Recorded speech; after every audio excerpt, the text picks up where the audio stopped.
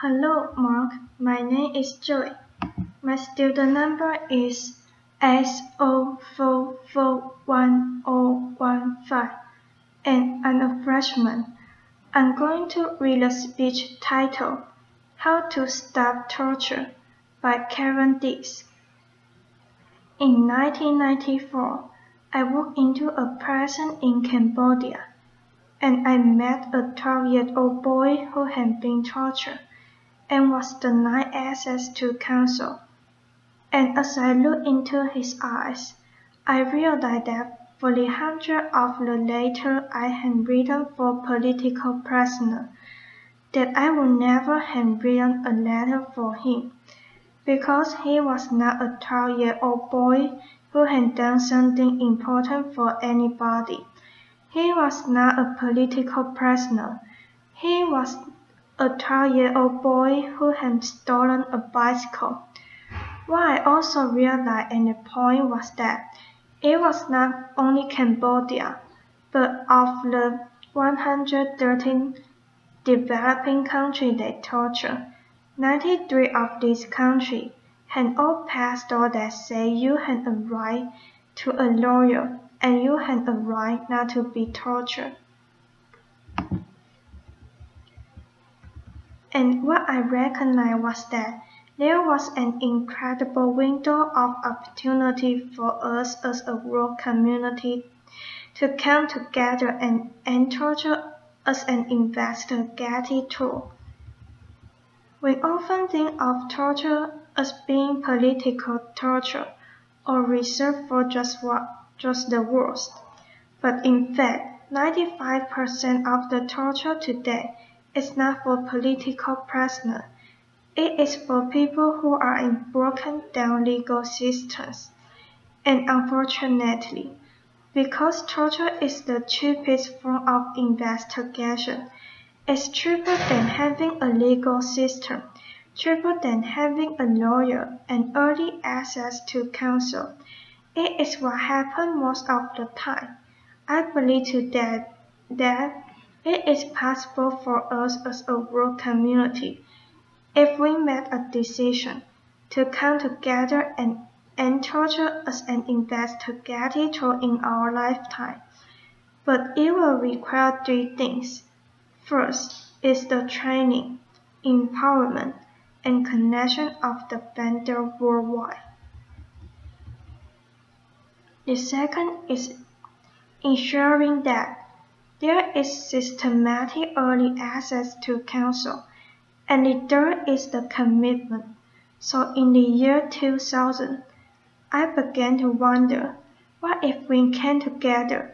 Could we do something for these 93 countries? And I found the International Bridge to Justice, which has a specific mission of ending torture as an investigative tool and implementing due process rights in the 93 countries by placing trained lawyers at the early stage in police stations and in courtrooms. My first experience, though, did come from Cambodia, and at the time I remember first coming to Cambodia, and there were, in 1994, still less than 10 attorneys in the country, because the Khmer Rouge had killed them all. And even 20 years later, there was only 10 lawyers in the country, so consequently, you walk into a prison, and not only would you meet 12-year-old boys, you meet women and you would say, "Why are you here?" Women would say, "Well, I've been here for 10 years because my husband committed a crime, but they can't find him." So it's just a place where there was no rule of law. The first group of the vendors came together, and I still remember. As I was training, I said, "Okay, what do you do for an investigation?" And there was silence in the class. And finally one woman stood up, inaudible sound, inaudible name. and she said, "Cool," which means teacher. She said, "I had offended more than 100 people, and I never had to do any investigation because they all come with confession." And we talk about, as a class, the fact that number one, the confession might not be reliable, but number two, we did not want to encourage the police to keep doing this, especially as it was not against the law, and it took a lot of courage for the defender to decide that they would begin to stand up and support each other in implementing this law. And I still remember the first cases where they came, all 25 together. She would stand up, and they were in a bed, and they would support her. And the judges keep saying, "No, no, no, we are going to do things that is said the same way. We've been doing that."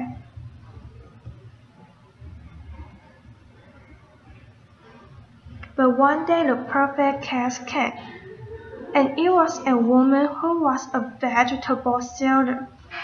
She was sitting outside of a house. She said she actually saw the person run up who she thinks stole whatever the jewelry was. But the police came. They got her. There was nothing on her. She was pregnant at the time. She had cigarette burn on her. She'd miscarried. And when they brought her case to the judge, for the first time he stood up and he said, "Yes, there is no evidence except for your torture confession, and you will be released." And the defender began to take cases over and over again, and you will see, they had step by step begun to change the course of history in Cambodia. But Cambodia is not alone. I used to think, well, is it Cambodia? Or it is other countries? But it is in so many countries. In Burundi, I walked into a prison and it wasn't a 12-year-old boy.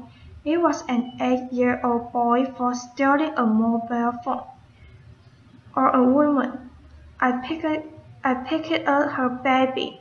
Really cute baby. I say, "Your baby is so cute." It wasn't a baby. She was 3.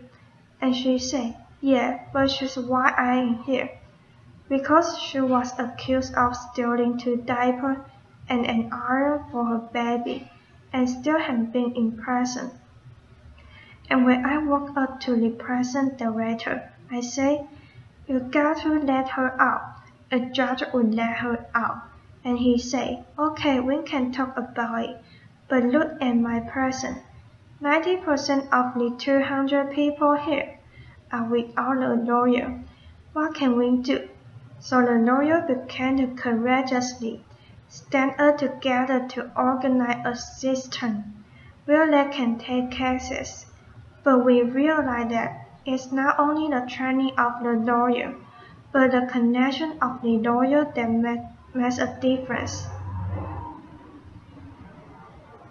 For example, in Cambodia, it was that Inaudible Net did not go alone, but she had 24 lawyers with her who stand up together.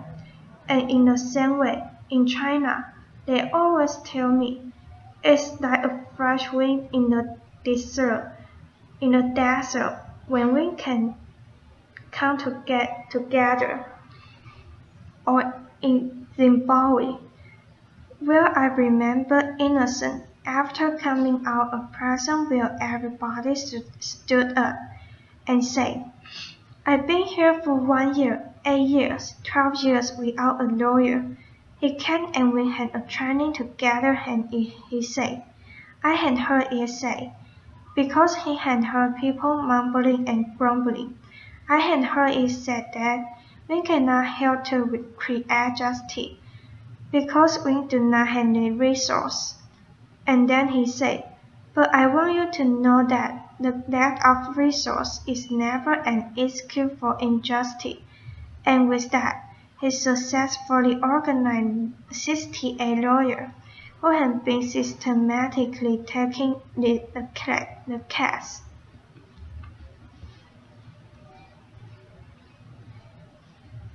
The key that we see, though, is training and then early access. I was recently in Egypt and was inspired to meet with another group of lawyers, and what they told me is that they say, "Hey, look, we don't have police on the street now. The police are one of the main reasons why we had the revolution. They were torturing everybody all the time." And I say, "But there's been tens of millions of dollars that have recently gone into the development of the legal system here. What's going on?" I met with one of the development agencies, and they were training prosecutor and judge, which is the normal bias, as opposed to defenders. And they showed me a manual which actually was an excellent manual. I say, "I'm gonna copy this." It had everything in it. A lawyer can a police station. It was perfect. Prosecutors were perfectly trained. But I said to them, "I just have one question, which is, by the time that everybody got to the prosecutor's office, what had happened to them?" And after a pause, they said they had been tortured. So the P's are not only the training of the lawyers, but us finding a way to systematically implement early access to counsel, because they are the safeguard in the system for people who are being tortured.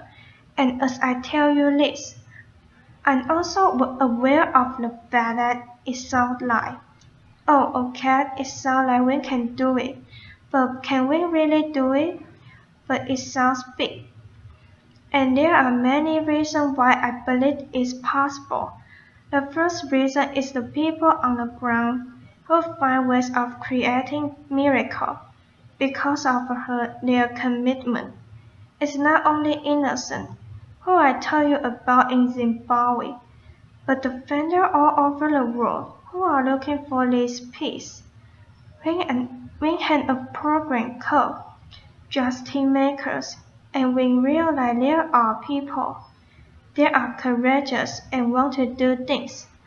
But how can we support them? So it's an online contest where it's only $5,000 if you come up with an innovative way of implementing justice. And there are 30 justice makers throughout the world, from Sri Lanka to Swaziland to the DRC, who with $5,000 do amazing things. Through SMS programs, through paralegal programs, through whatever they can do. And it's not only these justice makers, but people who courageously figure out who their network are and how they can move it forward.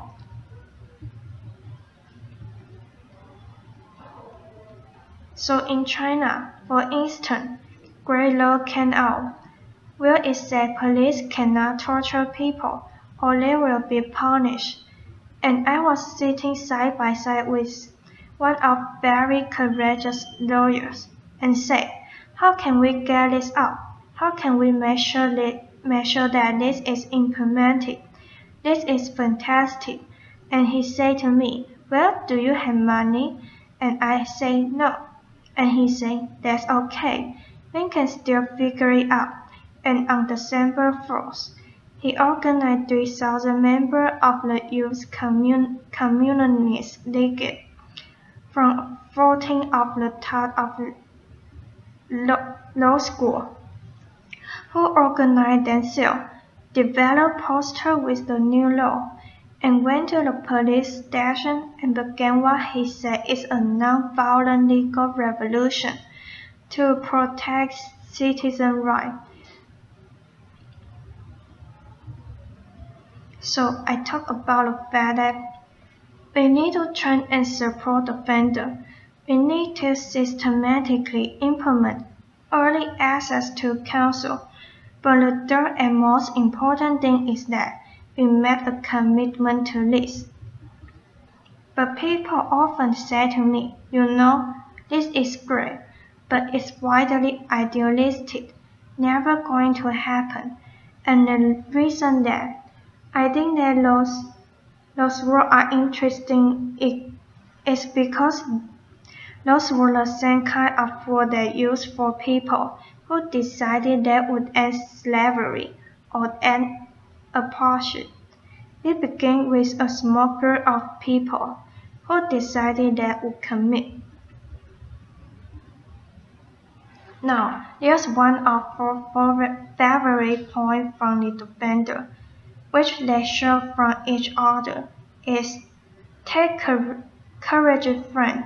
The road is often long, the path is never clear, and the stakes are very high. But deep down, you are not alone. And I believe that if we can come together as a world community to support not only the vendor, but also everyone in the system who is looking toward it, we can end torture as an investigative tool. I end always, because I'm sure the questions are. I'd be happy to talk to you at any point, but what can I really do? Well, I would say this. First of all, you know what you can do, but second of all, I will leave you with the story of Vishna, who actually was my inspiration for starting International Bridge to Justice. Vishna was a 4-year-old boy when I met him, who was born in a Cambodia prison in Kandor province. But because he was born in a prison, everybody loved him, including the guard. So he was the only one who was allowed to come in and out of the bar. So, there's bars. And by the time that Vishna was getting bigger, which means what gets bigger, your head gets bigger. So he would come to the first bar, the second bar, and then the third bar, and then really slowly move his head so he could fit through and come back third, second, first. And he would grab my painting, because what he wanted to do every day is he wanted to go visit. He never quite made it to all of them every day, but he wanted to visit all 156 prisoners. And I would leave him, and he would put his finger through, or if they were dark seals, it was like iron corrugated, and he would put his finger through. And most of the prisoners said that he was their greatest joy and their sunshine, and they looked forward to him. And I was like, here's Vishna. He is a 4-year-old boy. He was born in a prison with almost nothing, no material goods, but he had a sense of his own heroic journey, which I believe we are all born into. He said, probably I can't do everything, but I'm one. I can do something. I will do one thing that I can do. So I thank you for having the prophetic imagination to imagine the shaping of a new world with us together, and invite you into this journey with us. Thank you. Applause. Thank you. Applause. Thank you. Applause.